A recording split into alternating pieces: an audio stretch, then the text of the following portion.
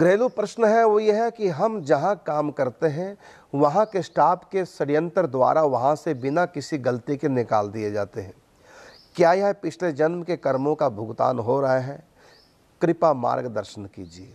और दूसरी बात आपने लिखी, गांव में 2 बीघा खेती है, गांव के ब्राह्मणों के द्वारा खेत की मेड़ काट दी गई, पटवारी भी उनसे मिला हुआ है, खेत पर ट्रैक्टर ले जाने का रास्ता तक नहीं है। क्या यह भी पिछले जन्म के कर्मों का ही परिणाम है? बिल्कुल, इसमें कोई दो राय नहीं। जो भी हमारे जीवन में सुख या दुख आ रहा है सब हमारे कर्मों का ही परिणाम है, इसमें कोई दो राय नहीं है। सुख और दुख हमारा भाग्य का खेल है। लेकिन हम हाथ पे हाथ धरे बैठे रहें और कुछ कर्म ना करें, ये अपराध है। कर्मण्येवाधिकारस्ते मा फलेषु कदाचन।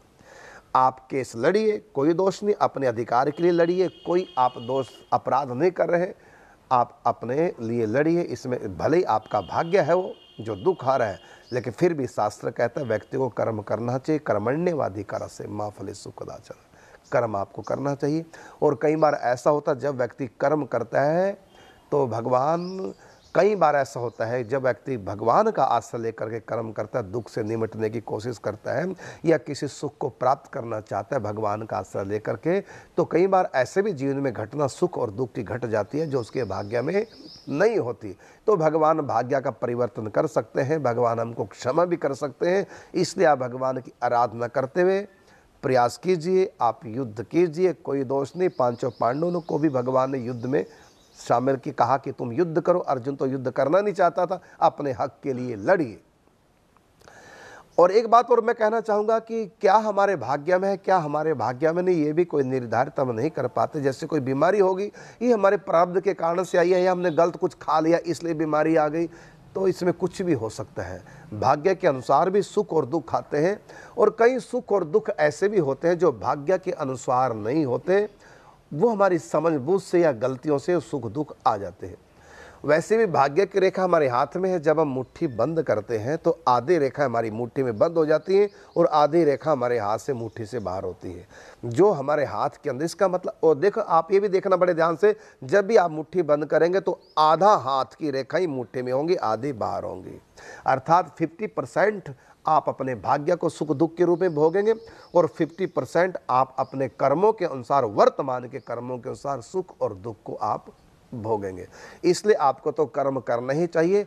फिर भी यदि आप कर्म में सफलता नहीं प्राप्त हुई आपको, तो आप अपने कर्म को दोष मत दीजिए कि मैंने ठीक नहीं किया, बल्कि आपने पूरा प्रयास किया है, वो आपके भाग्य का खेल है। तो कोई भी सुख दुख ये हमारे भाग्य के अनुसार ही हमको प्राप्त होता है। इसलिए आप इस बात को तो केवल यहाँ सोच करके मेरे भाग्य में हम कुछ न करें, आप दरख्वास्त दे सकते हैं, आप थाने में जा सकते हैं, कोर्ट कचहरी जा सकते हैं, आप अपना कर्म कीजिए। और जब आप कर्म करेंगे तो हो सकता है कि भगवान की कृपा से या भगवान से प्रार्थना करें, आप जीत भी सकते हैं। जैसे होता ना कि हम निरपराधी हैं लेकिन गवाह नहीं मिला और सामने वाले ने झूठा गवाह करके हमको जेल में करा दिया। अब है तो हमारे प्रारब्ध का खेल, यद्यपि इस जन्म में हमने कर्म नहीं किया, हम तो झूठे फंस गए, तो है तो हमारे प्रारब्ध का ही खेल। इस जन्म में तो पूर्व जन्म में किया होगा, फंसे झूठे, इसमें कोई दो राय नहीं। लेकिन यदि कोई जेल में झूठा फंस जाए तो एक मंत्र का वो जाप करे, क्या? कृष्णाय वासुदेवाय हरे परमात्मने प्रणत क्लेश नाशाय गोविंदाय नमो नमः। इस मंत्र का यदि वो अनुष्ठान करे, जाप करे जेल के अंदर बैठ करके, यदि वो इस जन्म का निरपराधी है तो भगवान उसके, क्योंकि है तो उसका कर्म ही इस जन्म का नहीं पूर्व जन्म का, तो भगवान उसके पूर्व जन्म के कर्मों को क्षमा कर देंगे, उसको जेल से मुक्त भी कर सकते हैं। तो ये मंत्र एक बार मैं फिर कहना चाहूँगा, यदि कोई निरपराध है, जेल में चला गया, जेल से मुक्ति के लिए कृष्णाय वासुदेवाय हरये परमात्मने प्रणत क्लेश नाशाय गोविंदाय नमो नमः, इसका वो 32,000 नाम जाप करें और वो जीत जाएगा। एक बात सुनो बड़े ध्यान से, जैसे एक व्यक्ति ने कत्ल कर दिया, केस चला, अंत में उसको फांसी लग गई, तो एक कत्ल की सजा एक बार फांसी। यदि कोई 10 कत्ल करे तो ऐसा तो है नहीं कि उसको 10 बार फांसी लगेगी, तब भी एक ही बार लगेगी। तो एक बार कत्ल किया तब भी वही सजा फांसी, और 10 का कत्ल किया तब भी वही सजा, ये तो फिर न्याय नहीं हुआ। कत्ल और 10 कत्ल दोनों को बराबर सजा, तो ये तो न्याय नहीं। तो इसमें होगा क्या, इसमें होगा क्या कि अगला जन्म जब वो लेगा, क्योंकि अब तो एक कत्ल की सजा के बाद फांसी हो गई, मर गया, फांसी हो गई, अगली बार जब जन्म लेगा तो अब की बार वो कत्ल के केस में झूठा ही फंसेगा।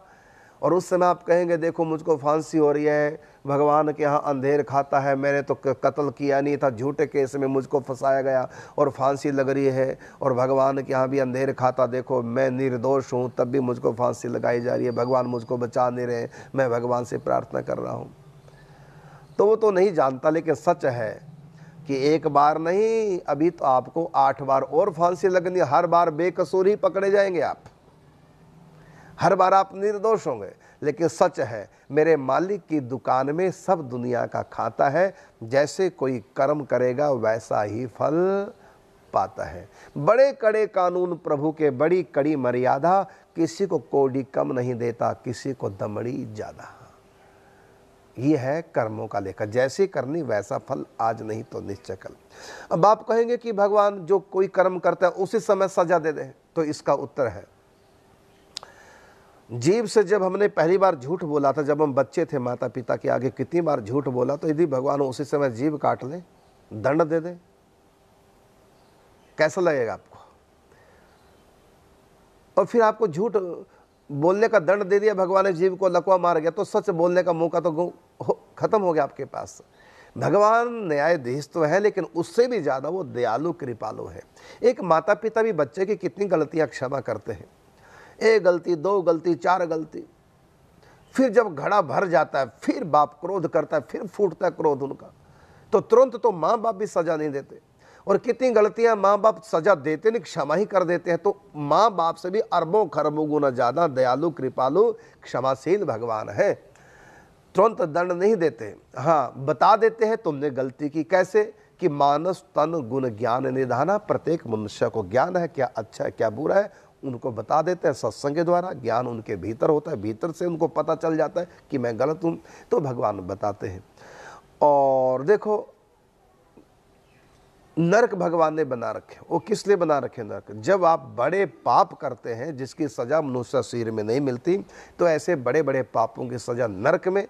और इसी प्रकार पुण्य, आप छोटे छोटे पुण्य करेंगे शरीर से सुख भोग लेंगे, लेकिन आप बड़ा पुण्य करेंगे तो इतना बड़ा सुख इस शरीर से भोग ही नहीं पाएंगे, उसके लिए आप स्वर्ग जाएंगे, फिर वहाँ बड़े बड़े सुख भोगेंगे।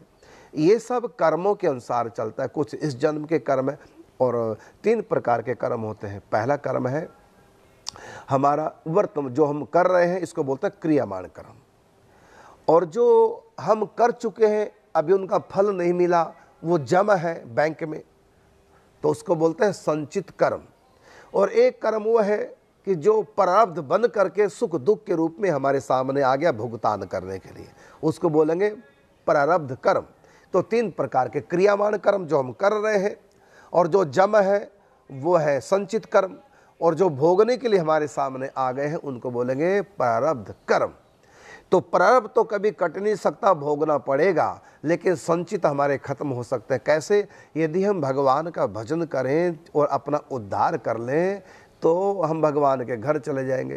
तो भगवान के घर हमारे पापों की पहुंची नहीं है, सारे संचित में जो पाप पड़े सब के सब समाप्त हो जाएंगे और हम चले जाएंगे भगवान के घर भजन के द्वारा।